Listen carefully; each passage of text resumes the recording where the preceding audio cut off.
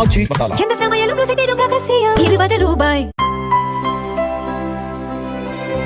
இனிமே கண்ணை மூடிட்டு கடலை எண்ணெய் வாங்கலாம். ஏன்னா மந்த்ரா கடலை எண்ணெய் இதயத்தின் தயாரிப்பு. வறுக்க பொரிக்க ஏன் எல்லா சமையலுக்கும் மந்த்ரா தான். மந்த்ரா கடலை எண்ணெய், அபார ருசி, ஆரோக்கியமான உடல் நலம். ஒரு எக்ஸ் முதலமைச்சராக இருந்திருக்கார், சரியா? இன்னைக்கு எதிர்கட்சி தலைவராக இருக்கிறார்.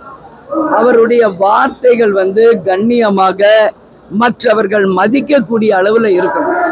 ஏதோ இந்த மூன்றாம் தரம் 4ஆம் தரம் பேச்சாளர்கள் பேசுறது போல ஒரு முதலமைச்சர் வேட்பாளர் பேசுறது கண்டிக்கத்தக்க ஒரு விஷயம். நாங்கள் கேப்டன் எங்களை இராணுவ கட்டுப்பாட்டோட வளர்த்துருக்காரு. அந்த வகையில் நாங்கள் தொகுதிக்கு போகும்போது என்னுடைய பிரச்சாரங்கள் நீங்கள் பார்த்துருப்பீங்க. தொகுதிக்கு வந்தால் வேட்பாளர்கள் அந்த தொகுதிக்கு என்ன செய்வாங்க, அதே போல் எங்கள் கூட்டணி அண்ணன் ஸ்டாலின் அறிவித்த அறிக்கைகளை சொல்கிறோம். ஜெயிச்சு வந்தால் தொகுதிக்கு என்ன செய்வோம், மக்களுக்கு என்ன செய்வோம், அதுதான் முக்கியம்.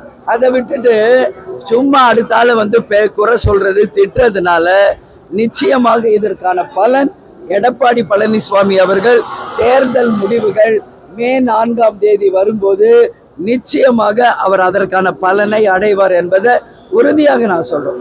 அதனால இந்த மாதிரி பேசக்கூடாது. அவர் சொல்றாரு 1/2% ஓட்டு, அதே மாதிரி ஏன் உங்களுக்கு என்ன வயிறு எரியுதுன்ற, அங்க வயிறு எரியிற அந்த கருகிற ஸ்மெல் தமிழ்நாடு முழுக்க இன்னைக்கு வாசனை வருது. அவ்வளோ கருகுறாங்க, அவ்வளோ வயிற்றெரிச்சல். உங்க கூட தானே இருந்தோம் 2011 இருந்து 26 வரைக்கும். யார் கூட்டணியில இருந்தோம், புரியுதுங்களா?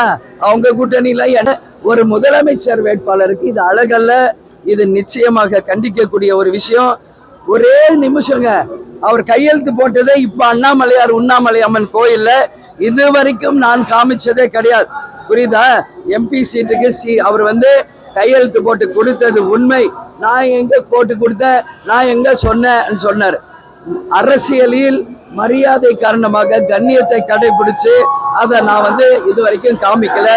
ஆனா இன்னைக்கு அதை காட்ட வேண்டிய ஒரு நிலைக்கு என்னை அவர் தான் கொண்டு போறார். பாருங்க, நீங்களே இத விஷுவல் எடுத்துக்கங்க. அவர் விஷுவல் பாருங்க. ஒரு 5 எம்பியும் ஒரு ராஜ்யசபாவும் தரப்படும் என்பதை அவர் ஒரு சைடும் நான் ஒரு சைடும் கையெழுத்து போட்டிருக்கோம். எந்த வருஷம் போட்டிருக்கோம்? மேல பாருங்க, 24 போட்டிருக்காரு. அப்ப 25 அவர் கொடுத்துருக்கணும். இதுல வருஷம் போடாம கொடுக்குறீங்களே, வருஷம் போட்டு கொடுங்கன்னு நான் சொல்லும் போது, தலைவர் எம்ஜிஆர் காலமா அம்மா காலத்துல இருந்து வருஷம் போடுறது இல்லம்மா, நான் என்னுடைய வார்த்தை தான் முக்கியம், இதெல்லாம் சும்மா ஒரு பேப்பர், என் வார்த்தை தான் முக்கியம்னு அதை நம்புங்க. அவருடைய அந்த சொன்ன அந்த வார்த்தையை நாங்கள் நம்பணும். ஆனா அவர் நம்பிக்கைக்கு புறம்பாக இன்னைக்கு ஏதோ பேசிக்கிட்டார். நான் எங்க சொன்னேன், யாரோ சொல்றதுக்கு நான் பதில் சொல்ல முடியாதுன்னாரு, சரியா? இன்னைக்கு என்ன சொல்றாரு, 1/2% ஓட்டுன்றாரு, அதுன்றாரு இதுன்றாரு. அது தப்பு.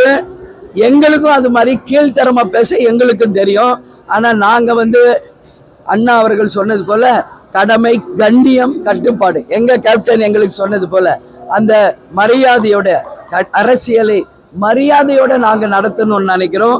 அதனால ஐசியூல இருந்த கட்சிங்கிறாரு. பக்கத்துல விஜயபாஸ்கர் அமைச்சரை வச்சுக்கிட்டு பேசுறாரு, அமைச்சருக்கு தெரியுங்கிறாரு. இவர் தான் சொல்றாரு, அமைச்சரை இருகின முகத்தோட தான் இருக்கார். இன்னைக்கு அதிமுக இருக்கிற அமைச்சர்களில் இருந்து கடைகோடி தொண்டர் வரைக்கும் அதிமுகவினரே இன்றைக்கு நாங்க கூட்டணியிலிருந்து வெளியே வந்ததை யாரும் ஏற்றுக்கொள்ளவில்லை. எடப்பாடி செய்தது தவறு என்பதை அனைத்து அதிமுகவினரும் சுட்டி காட்டிட்டு இருக்காங்க. நிச்சயமாக அவர் பேசுகிற அத்தனைக்கும் மே 4ஆம் தேதி வருகின்ற ரிசல்ட் தான் அதற்கான பதில் என்பதை சொல்றேன். அதனால ஐசியூங்கிறாரு. மே 4 ரிசல்ட்டுக்கு அப்புறம் அவர் ஐசியூக்கு போகாம இருக்கணும் அப்படின்னு சொல்லி நான் கடவுளை வேண்டிக்கிறேன்.